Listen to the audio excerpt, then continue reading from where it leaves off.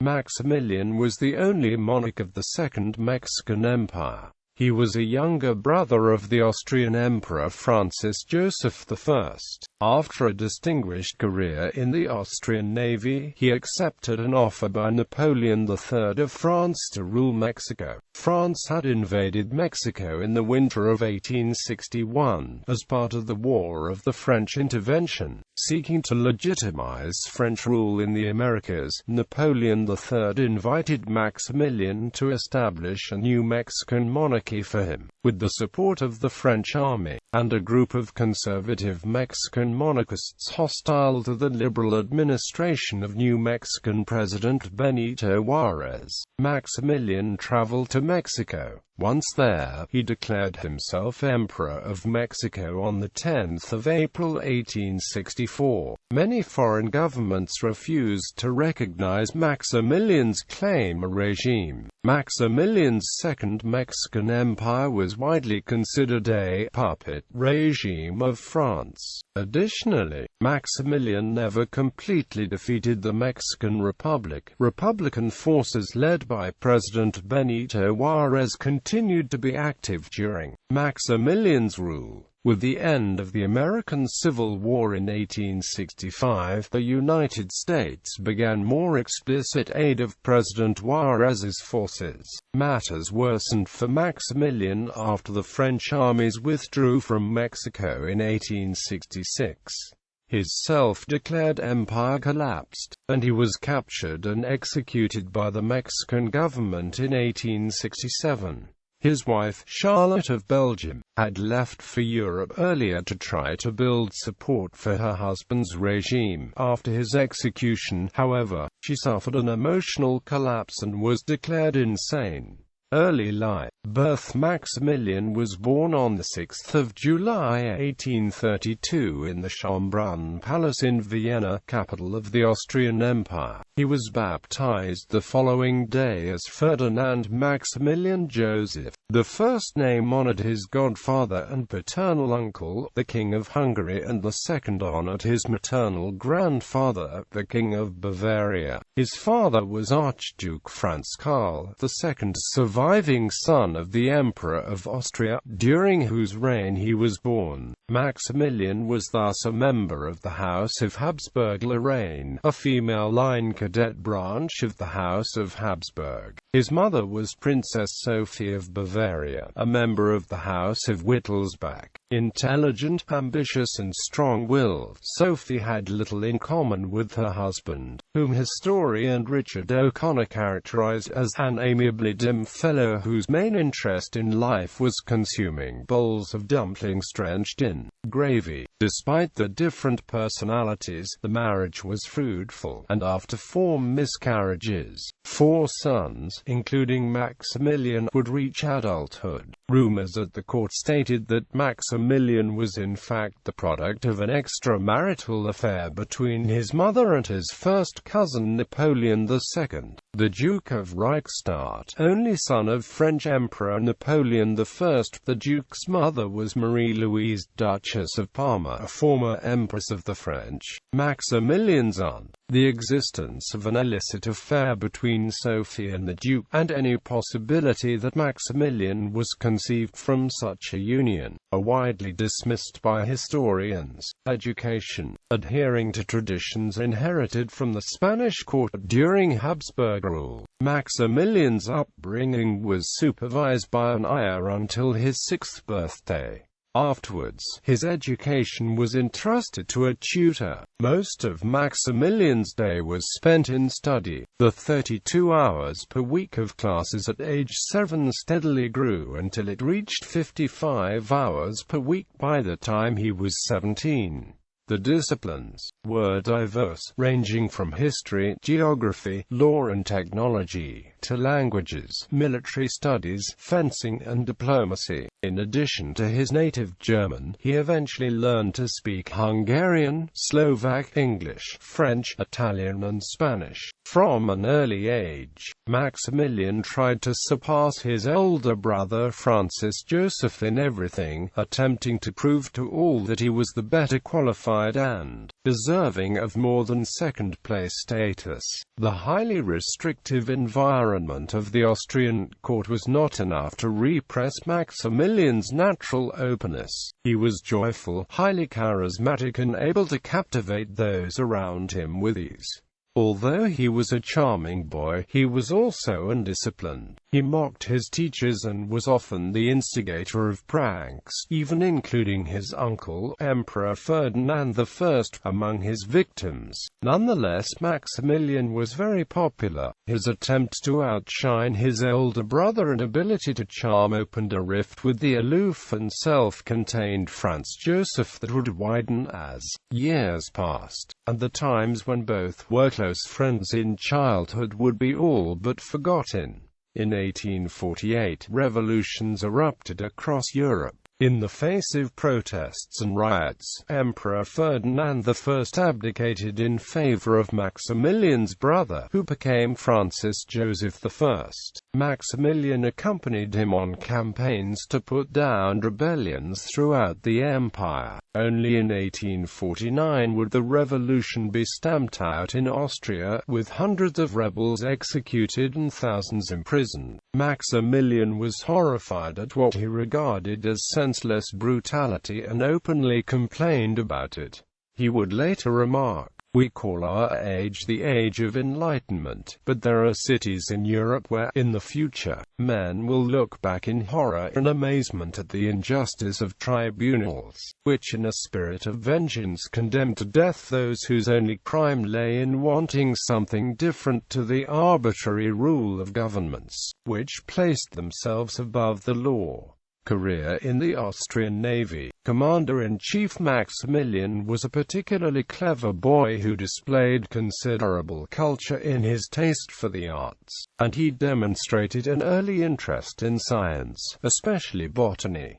When he entered military service, he was trained in the Austrian Navy. He threw himself into this career with so much zeal that he quickly rose to high command. He was made a lieutenant in the Navy at the age of 18. In 1854, he sailed as commander in the corvette Minerva on an exploring expedition along the coast of Albania and Dalmatia. Maximilian was especially interested in the maritime and undertook many long-distance journeys on the frigate Elizabeth. In 1854, he was only 22 years. As a younger brother of the emperor, and thus a member of the ruling family, he was appointed as commander-in-chief of the Austrian Navy, which he reorganized in the following years. Like Archduke Friedrich before him, Maximilian had a keen private interest in the fleet, and with him the Austrian naval force gained an influential supporter from the ranks of the imperial family. This was crucial as sea power was never a priority of Austrian foreign policy, and the navy itself was relatively little known as supported by the public. It was only able to draw significant public attention and funds when it was actively supported by an imperial prince. As commander-in-chief, Maximilian carried out many reforms to modernize the naval forces, and was instrumental in creating the naval port at Trieste and Pola as well as the battle fleet with which Admiral Wilhelm von Tegetthoff would later secure his victories. He also initiated a large-scale scientific expedition during which the frigate SMS Novara became the first Austrian warship to circumnavigate the globe. Viceroy of Lombardy, Venetia. In his political views, Archduke Maximilian was very much influenced by the progressive ideas in vogue at the time. He had a reputation as a liberal, and this led, in February 1857, to his appointment as Viceroy of the Kingdom of Lombardy, Venetia. On the 27th 7th of July 1857, in Brussels, Archduke Maximilian married his second cousin Princess Charlotte of Belgium, the daughter of Leopold I, King of the Belgians, and Louise Marie of France. She was first cousin to both Queen Victoria and Prince Albert. Maximilian and Charlotte had no children together. They lived as the Austrian regents in Milan or viceroys of Lombardy, Venetia from 1857 until 1859, when Emperor Francis Joseph, angered by his brother's liberal policies, dismissed him. Shortly after, Austria lost control of most of its Italian possessions. Maximilian then retired to Trieste, near which he built the castle Miramir. Emperor of Mexico, offer of the Mexican crown in 1859, Ferdinand Maximilian was first approached by Mexican monarchists, members of the Mexican aristocracy, led by local nobleman José Pablo Martínez del Rio, with a proposal to become the Emperor of Mexico. The Habsburg family had ruled the Viceroyalty of New Spain from its establishment until the Spanish throne was inherited by Bourbons, so Maximilian was considered to have more potential legitimacy than other royalty, but Maximilian was unlikely to ever rule in Europe due to his elder brother. In Paris, the 20th of October 1861, Maximilian received a letter from Gutiérrez de Estrada asking him to take the Mexican throne. He did not accept at first, but sought to satisfy his restless desire for adventure with a botanical expedition to the tropical forests of Brazil. However, Maximilian changed his mind after the French intervention in Mexico. At the invitation from Napoleon III, after General Élie-Frédéric Faury's capture of Mexico City and a French-staged plebiscite that confirmed his proclamation of the empire, Maximilian consented to accept the crown in October 1863. His decision involved the loss of all his nobility rights in Austria, though he was not informed of this until just before he left. Archduchess Charlotte was thereafter known as Her Imperial Majesty Empress Carlota. Reign in Mexico. In April 1864, Archduke Ferdinand Maximilian stepped down from his duties as Chief of Naval Section of the Austrian Navy. He traveled from Trieste aboard SMS Navarra, escorted by the frigates SMS Bellona and Themis, and the Imperial yacht Fantasy led the warship procession from his palace at Miramir out to sea. They received a blessing from Pope Pius IX, and Queen Victoria ordered the Gibraltar garrison to fire a salute for Maximilian's passing ship. The new Emperor of Mexico landed at Veracruz on the 21st of May 1864, and received a cold reception from the townspeople. Veracruz was a liberal town, and the liberal voters were opposed to having Maximilian on the throne. He had the backing of Mexican conservatives and Napoleon III, but from the very outset he found himself involved in serious difficulties since the liberal forces led by President Benito Juárez refused to recognize his rule. There was continuous warfare between his French troops and the Republicans.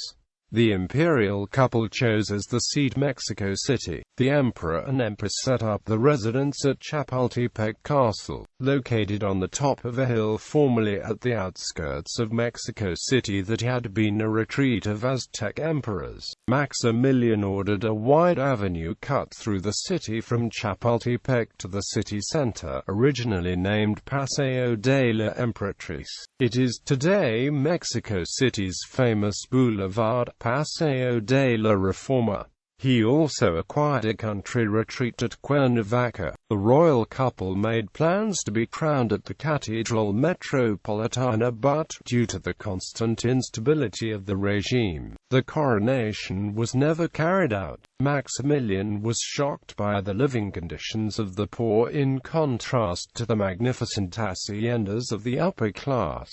Empress Carlota began holding parties for the wealthy Mexicans to raise money for poor four houses. One of Maximilian's first acts as emperor was to restrict working hours and abolish child labor. He cancelled all debts for peasants over 10 pesos, restored communal property, and forbade all forms of corporal punishment. He also broke the monopoly of the hacienda stores and decreed that henceforth pins could no longer be bought and sold for the price of their debt. As Maximilian and Carlota had no children, they adopted Agustin de Iturbide y Green and his cousin Salvador de Iturbide y Damarzen, both grandsons of Agustin de Iturbide, who had briefly reigned as Emperor of Mexico in the 1820s. They gave young Agustin the title of His Highness, the Prince of Iturbide, and intended to groom him as heir to the throne. However, he never intended to give the crown to the Iturbides because he considered that they were not of royal blood. It was all a charade directed to his brother Archduke Karl Ludwig of Austria, as he explained himself. Either Karl gave him one of his sons as an heir, or he would give everything to the Iturbide children. To the dismay of his conservative allies, Maximilian upheld several liberal policies proposed by the Juarez administration, such as land reforms, religious freedom, and extending the right to vote beyond the landholding class. At first, Maximilian offered Juarez an amnesty if he would swear allegiance to the crown, even offering the post of prime minister, which Juarez refused. Later, Maximilian ordered all captured followers of Juarez to be shot, in response to the Republican practice of executing anyone who was a supporter of the empire. In the end, it proved to be a tactical mistake that only exacerbated opposition to his regime. After the end of the American Civil War, the United States government used increasing diplomatic pressure to persuade Napoleon III to end French support of Maximilian and to withdraw French troops from Mexico. Washington began supplying partisans of Juarez and his ally Porfirio Diaz by losing arms depots for them at El Paso del Norte at the Mexican border. The prospect of a United States invasion to reinstate Juarez caused a large number of Maximilian's loyal adherents to abandon the cause and leave the capital. Meanwhile, Maximilian invited ex-Confederates to move to Mexico in a series of settlements called the Carlota Colony and the New Virginia Colony, with a dozen others being considered. A plan conceived by the internationally renowned U.S. Navy oceanographer and inventor Matthew Fontaine Maury. Maximilian also invited settlers from any country, including Austria and the other German states. Maximilian issued his Black Decree on October 3, 1865. Its first article stated that all individuals forming a part of armed bands or bodies existing without legal authority, whether or not proclaiming a political pretext, whatever the number of those forming such band, or its organization, character, and denomination, shall be judged militarily by the courts-martial. If found guilty, even though only of the fact of belonging to an armed band, they shall be condemned to capital punishment, and the sentence shall be executed within 24 hours. It is calculated that more than 11,000 of Juarez's supporters were executed as a result of the Black Decree, but at the end it only inflamed the Mexican resistance.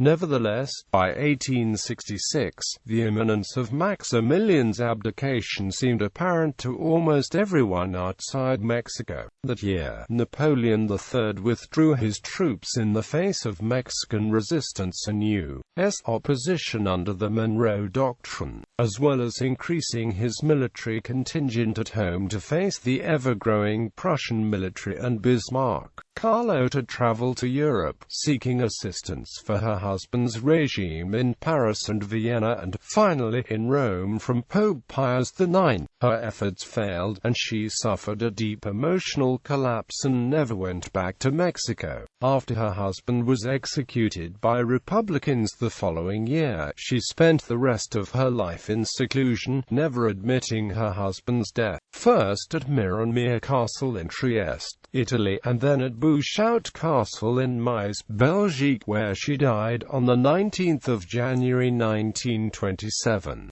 Downfall. Though urged to abandon Mexico by Napoleon III himself, whose troop withdrawal from Mexico was a great blow to the Mexican imperial cause, Maximilian refused to desert his followers. Maximilian allowed his followers to determine whether or not he abdicated. Faithful generals such as Miguel Miramon, Leonardo Marquez, and Tomás Mejía vowed to raise an army that would challenge the invading Republicans. Maximilian fought on with his army of 8,000 Mexican loyalists, withdrawing, in February 1867, to Santiago de Querétaro. He sustained a siege for several weeks, but on May 11 resolved to attempt an escape through the enemy lines. This plan was sabotaged by Colonel Miguel López, who was bribed by the Republicans to open a gate and lead a raiding party, though with the agreement that Maximilian would be allowed to escape. The city fell on the 15th of May 1867, and Maximilian was captured the next morning after the failure of an attempt to escape through Republican lines by a loyal Hussar cavalry brigade led by Félix Salm-Salm.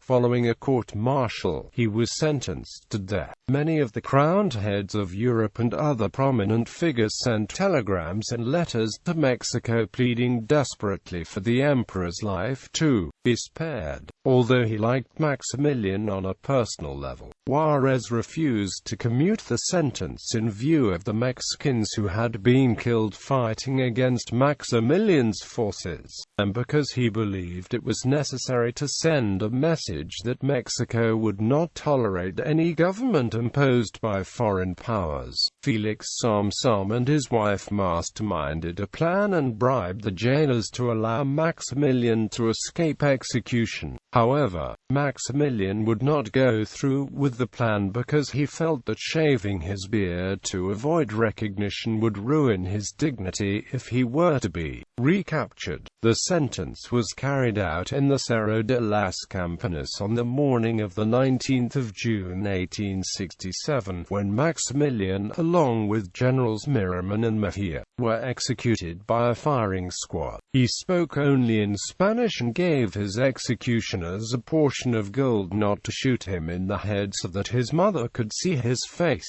His last words were, "I forgive everyone, and I ask everyone to forgive me. May my blood which is about to be shed be for the good of the country. Viva Mexico, viva la independencia."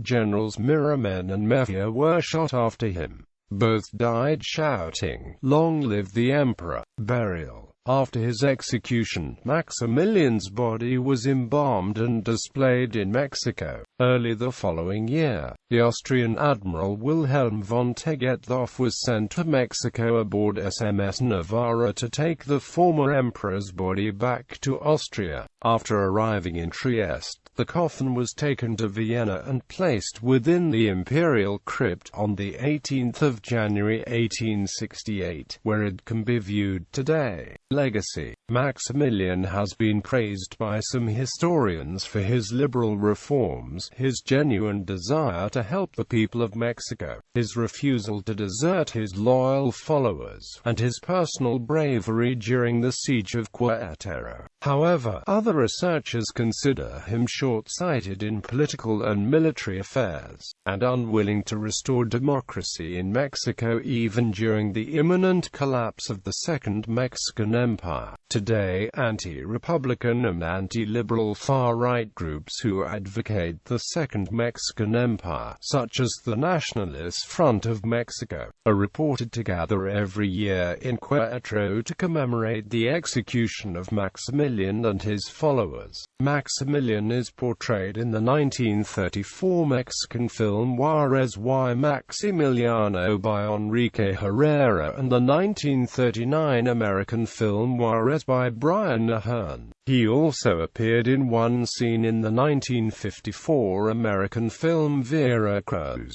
played by George Macready. In the Mexican telenovela El Vuelo del Aguila, Maximilian was portrayed by Mexican actor Mario Ivan Martinez. Titles, styles, honors and arms. Titles and styles: 6 July 1832 to 10 April 1864, His Imperial and Royal Highness Archduke and Prince Ferdinand Maximilian of Austria, Prince of Hungary and Bohemia. 10 April 1864 to 19 June 1867, His Imperial Majesty the Emperor of Mexico. Honors: domestic. He was Grand Master of the following orders, or Order of the Mexican Eagle, Order of St. Charles, Order of Guadalupe. Foreign: Grand Cross of the Order of the Southern Cross. Grand Cross of the Order of the Tower and Sword. Grand Cross of the Order of the Red Eagle. Grand Cross of the Royal Guelphic Order. Grand Cross of the Order of the Netherlands Lion. Grand Cross of the Order of St. Stephen. Grand Cross of the Legend Honor. Grand Cross of the Order of St. Ferdinand and of Merit. Grand Cordon of the Order of Leopold. Grand Cross of the Order of the Redeemer. Knight. Grand Cross of the Order of St. Joseph. Grand Cross of the Order of Henry the Lion. Grand Cross of the Philip the Magnanimous. Grand Cross of the Order of Malta. Knight of the Order of the Black Eagle. Knight of the Order of St. Januarius. Knight of the Order of Fidelity. Knight of the Order of St. Hubert. Knight of the Royal Order of the Seraphim. Knight of the Order of the Golden Fleece. Knight of the Order of the Rue Crown. Knight of the Order of St. George. Knight of the Order of St. Alexander Nevsky. Knight of the Order of St. Stanislaus. Knight of the Order of the White Eagle. Knight of the Order of St. Andrew. Knight of the Order of St. Anna. Knight of the Order of the Black Eagle. Arms genealogy.